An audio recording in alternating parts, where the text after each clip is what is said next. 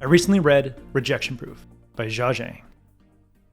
Jia Jiang was a Chinese immigrant to America with big entrepreneurial aspirations, but failed to pursue his dreams for fear of rejection. So he embarked on a quest to conquer his fear of rejection that he called 100 Days of Rejection. Every day for 100 days, he suppressed his need for approval and asked people for odd favors, like asking a worker at Krispy Kreme Donuts to make him an Olympic donut, or knocking on a stranger's door and asking a large, intimidating man if he could play soccer in his backyard, or going to random office buildings and asking for a one-day job. As he progressed through his 100 days of rejection, he learned a few universal truths about rejection that made rejection seem harmless. What he learned is extremely valuable to you and I because it gives us more freedom to ask for what we want and what we need. If you and I internalize the lessons in this book, we are more likely to ask for the job we want, the raise we deserve, the help we need, the discount we'd like, and the financial support we require in times of need. Reducing the fear of rejection and experiencing the freedom to ask for what we want and what we need starts by understanding that rejection is just an opinion. If I offered you what many people thought was the best mint ice cream in the world, but you hated the taste of mint, you're going to reject my ice cream. It's not personal, it's just your preference. The same is true for most rejections. People say no because of their prior experiences or particular tastes. That's why Jiang says, a rejection says more about the rejecter than the rejectee. When the Grammy Award-winning violinist, Joshua Bell, dressed in jeans and a baseball cap and played his violin in a busy DC metro station, only 7 out of 1,097 people stopped to listen to him. Bell's performances typically got standing ovations in prestigious concert halls like the John F. Kennedy Center. But on that day in the DC metro station, he was playing to the wrong audience at the wrong time. The people passing by either didn't value musical talent, didn't like the violin, or didn't have time to stop and enjoy his music. When you request things from the wrong people or at the wrong time, that rejection shouldn't sting because, again, it's not personal. If you happen to love ice cream and mint was your favorite flavor, but I offered you mint ice cream during a 3-day fast, I just happened to get unlucky and catch you at a bad time. Asking someone why they rejected your request can help you see that the rejection isn't personal and can create unexpected opportunities. When Jiang asked a flight attendant on a Southwest flight if he could give the safety speech to the passengers, he got rejected. But when he politely asked, "Okay, but may I ask why?" the flight attendant explained that the airline had a policy. All passengers must be seated during the safety speech, and Jiang was a passenger. But then the flight attendant thought of another way that Jiang could get his wish and asked Jiang if he wanted to give the welcome speech after the safety talk. That counteroffer was actually much better than Jiang's original request because it allowed him to say what he wanted and not follow a script.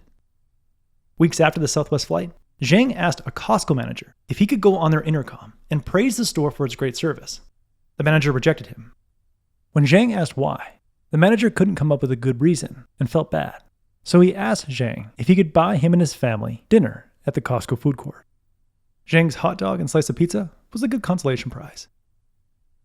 When someone explains why they can't satisfy your request, they typically leave clues that you can use to craft a smaller request.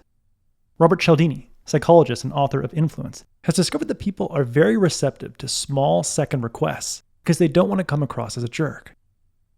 When Jiang asked a McDonald's worker if he could have the McGriddle breakfast sandwich at 2 p.m., 2 hours after the breakfast ends at McDonald's, he was given a quick no. When he asked why not, the worker explained that the machine that made the eggs and sausage was already clean.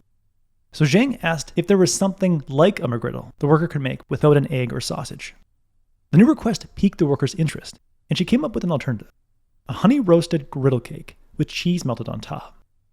In the book, Jiang says, instead of setting my goals on only the specific thing that I'd gone in asking for, I reassessed my original request and asked for something less.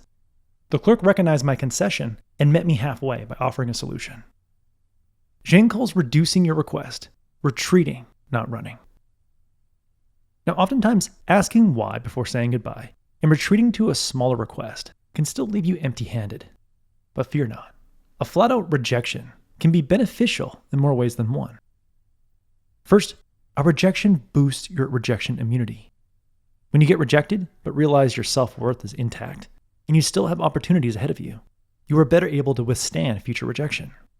And when you know that you'll be fine after rejection, you tend to communicate in a more confident, friendly, and open manner. Jiang says, When I was confident, friendly, and open, people seemed more inclined to go along with my request. Even if they say no, they at least stayed engaged longer to ask questions. Rejection benefit number 2. A rejection boosts your motivation because you want to prove the rejecter wrong. Michael Jordan famously responded to the rejection by his high school varsity basketball team with hard workouts and more time on the court. That worked out pretty well for him. And upside number 3, rejection offers clues for improvement. As Thomas Edison said, "I have not failed 10,000 times. I've successfully found 10,000 ways that will not work." When you step back from a rejection and strip out the emotion, you will likely discover ways to improve your requests and increase your odds of getting what you want and what you need. In the end, rejection is part of the human experience, but we don't need to let the fear of rejection stop us from pursuing our big dreams and goals. We can reduce our fear of rejection by remembering 3 things. First, rejection isn't personal, it's just an opinion. Number 2, rejection typically isn't final if we politely say, "Okay, but may I ask why?" and then craft a smaller request based on the response. And number 3, rejection can generate insight, boost motivation, and make us immune to future rejection. Jiang says, "All these years, rejection has scared me like Goliath. It stopped me from pursuing my dreams for over a decade. It sometimes stopped me from reaching out or even saying hi to others for fear of rejection and judgment. But now that I was studying Goliath and seeing him with new eyes, it felt as if I might have him cornered." Without the fog of pain and fear, rejection wasn't the Goliath that I thought it was. That was the core message that I gathered from Rejection Proof by Jia Jiang. This is a wonderfully written book that is extremely entertaining and actionable. I highly recommend it. If you would like a 1-page PDF summary of insights that I gathered from this book, just click the link below and I'd be happy to email it to you. If you already subscribe to the free Productivity Game email newsletter, this PDF is sitting in your inbox. If you like this video, please share it. And as always, thanks for watching and have yourself a productive week.